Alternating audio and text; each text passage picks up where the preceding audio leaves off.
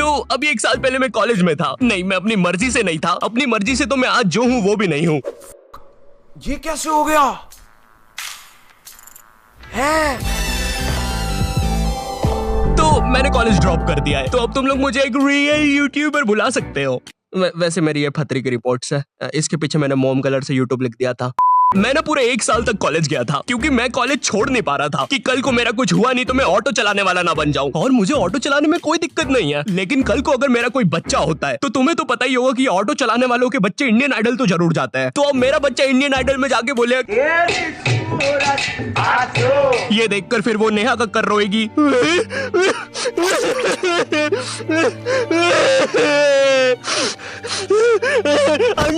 मुझसे बोला ना, पास मत आ।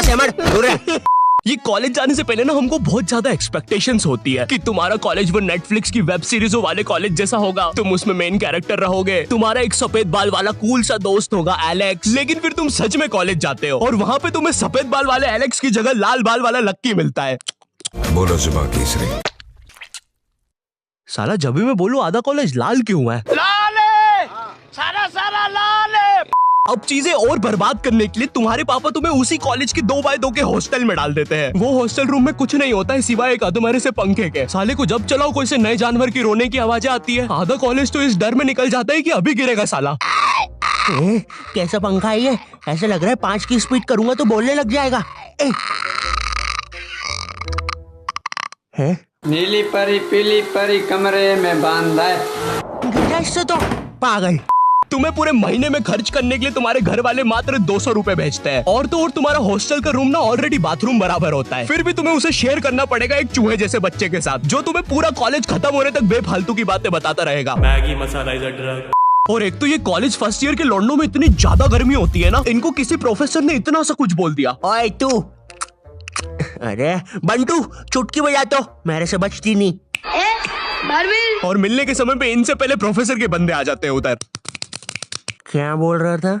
और तो और तुम्हारे कॉलेज में कोई लड़की भी नहीं होती है जिसे देखकर थोड़ा अच्छा लगे। 99.9% लड़के भरे हुए होते हैं और ये जो 0.1% है ना, ये भी लड़का ही है। बस इस साले की हरकतें लड़कियों वाली है जिससे क्लास के बाकी लौंडे खुश रहते हैं। तो बचपन से मेरा मैथ्स बहुत ज्यादा खराब था। मुझे 9th क्लास में ही समझ में आ गया था कि मेरा मैथ्स में कुछ नहीं हो सकता। ओए सर, पागल हो गए हो क्या? मैथ्स में ABCD कहाँ से आया? नहीं, मैं केस कर दूंगा आप पे। मेरा वकील किधर है? आयु बेटे चुपचाप अपनी जगह पे बैठ जाओ, तुम्हारा कोई वकील नहीं है। अच्छा 2 मिनट रुको, अभी बुलाता हूँ।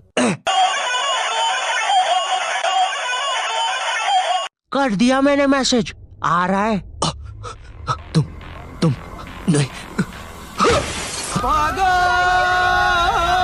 मैथ्स पर मुझे बचपन से ही भरोसा नहीं था। एक बार 5th क्लास में मैंने 9 का टेबल रटा था 9 घंटे लगा के। अगले दिन स्कूल गया तो एक एबला बच्चा आके मुझे 9 का टेबल लिखने की ट्रिक बता रहा है। भाई 9 का टेबल कौन याद करता है यार? तू ऐसे लिख सकता है 9 8 7 6 5 4 3 2 1 1 2 3 4 5 6 7 8 9। माँ कसम बता रहा हूँ, उस टाइम वो बच्चा बस मुझे 9 का टेबल लिखने की ट्रिक बता रहा था, लेकिन न जाने क्यों उस टाइम वो मुझे मेरे 9 घंटे की मेहनत पे मूतता हुआ नजर आ रहा था। अरे 9 का टेबल कौन याद करता है? इससे तो 9 घंटे में स्टार उत्सव पे शाकला का बूम देख लेता है। क्या बोलूं मैं इस पे? मैं कुछ बोल ही नहीं सकता।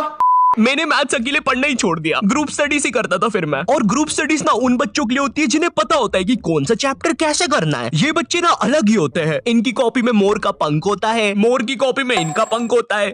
अब मैं ग्रुप स्टडीज करता था मेरे दोस्त बंटी के साथ। बंटी बहुत ही भंड बच्चा था पढ़ाई में, लेकिन बंटी ना उन बच्चों में से था जिनके पास कुछ स्पेशल पावर्स होती है। बंटी पास भी थी घूमी हुई चीजें ढूंढ निकालने की। क्लास में किसी की कटर या रबर घूम जाए, बंटी फर्स्ट चार्ट की पता लगा लेता है कि कहाँ पर है चीजें। वो 5 वाली डॉम्स की रबर तो बंटी सूंघ कर ही बता देता था। तुम लोग को आम बात लग रही होगी कि रबर ढूंढने में कौन सी बड़ी बात है, लेकिन मेरे दोस्त क्या तुम्हें पता है, अगर क्लासरूम में तुम्हारी रबर एक बार डेस्क से नीचे गिरी ना तो वो इतने टप्पे खाएगी, वो इतने टप्पे खाएगी, वो 50,000 बार टप्पे खाती है और नाइजीरिया के किसी अनजान टापू पे चली जाती है। आम इंसान के बस की बात नहीं है क्लासरूम में रबर ढूंढना, लेकिन बंटी के बस की है। बंटी तो है। एग्जाम के एक दिन पहले बंटी और मैं साथ में ही पढ़ रहे थे। हम दोनों बहुत टेंशन में थे। मैं इसलिए टेंशन में था क्योंकि ट्रिग्नोमेट्री में जितनी तेज चीजें बदल रही थी उतनी तेज तो मेरी जिंदगी में इंसान भी नहीं बदलते। हे दोस्त, क्या तुम मुझे वो कप दे सकते हो? हाँ क्यों नहीं, 1 मिनट, ये लो। Thank you.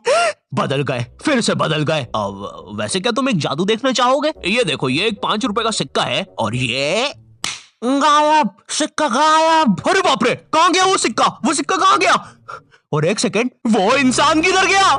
मुझे समझ में आ गया था कि बंटी और मेरे बस का नहीं है मैथ्स, इसलिए मैंने अपने एक और दोस्त राजू को फोन लगाया। राजू ना मेरी जिंदगी का डे की सुकी था, मतलब वो बस मेरी जिंदगी के पढ़ाई या होमवर्क वाले एपिसोड्स में आता था, बस। इसके अलावा हम एक दूसरे के बारे में कुछ नहीं जानते थे। तू है कौन तू?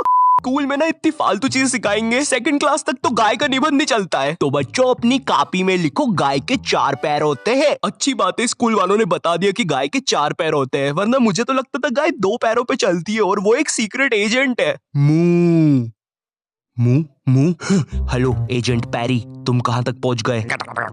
तुम जल्दी पहुंचो, मैं बस पहुंचने ही वाला हूँ। इस चीज से तो मैं पूरी दुनिया पे कब्जा कर लूंगा। अरे पैरी महाशय, तुम और गाय? 2 मिनट रुको, स्कूल में तो हमें कभी सिखाया नहीं गाय एजेंट भी होती है। स्कूल में सबसे फालतू सब्जेक्ट पता है कौन सा है?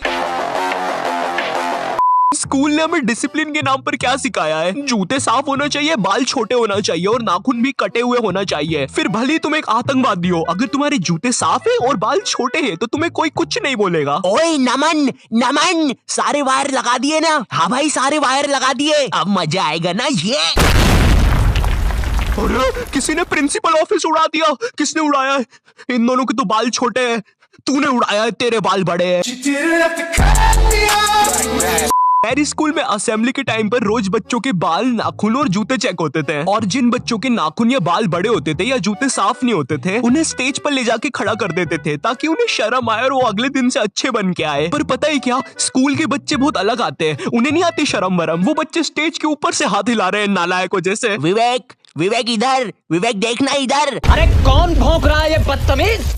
इसीलिए मैंने बचपन से कभी स्कूल को सीरियसली नहीं लिया। एनुअल फंक्शन नहीं होता स्कूल में, वो जिसमें बच्चों से ही पैसे लेके बच्चों को ही नचाते हैं स्कूल में, फुल बुगी बुगी बना देते हैं।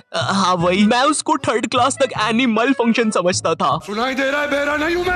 तुम लोग कभी स्कूल में नर्सरी क्लास में जाना, नर्सरी स्कूल की सबसे बेस्ट जगह है। कभी भी तुम्हें गुस्सा आए तो जाके नर्सरी के बच्चे पर निकाल दो, बेचारों को बोलते तो आता नहीं, किसको ही बोल देंगे। अबे और भाई यहाँ की टॉयलेट, ये बस टॉयलेट के लिए यूज नहीं होता है। अरे तुझे श्रेया का नंबर याद है क्या? चल मेरे साथ। कहाँ? अरे बाबा यहाँ तुझे किसी भी लड़की का नंबर मिल जाएगा। श्रेया अग्रवाल, श्रेया बंसल, श्रेया शर्मा, श्रेया राजा ने मिल गया। अरे लेकिन ये तो बंद है। अरे तो टेंशन की क्या बात है, इधर आइए ना, इधर बाकी नंबर भी है, चेक करिए। श्रेया जियो, श्रेया एयरटेल, श्रेया आइडिया। हेलो श्रेया। हाँ बोल। मरा कैच मारी हवा में सवारी, छोरा खरा मोटा आरा पीछा गोदरेज बारी, भर गैर चलेरा गाड़ी तभी बोल जोरी बारी, मारा गेम अलग इसी शाड़ी मौत बेच मारी, मरा कैच मारी हवा में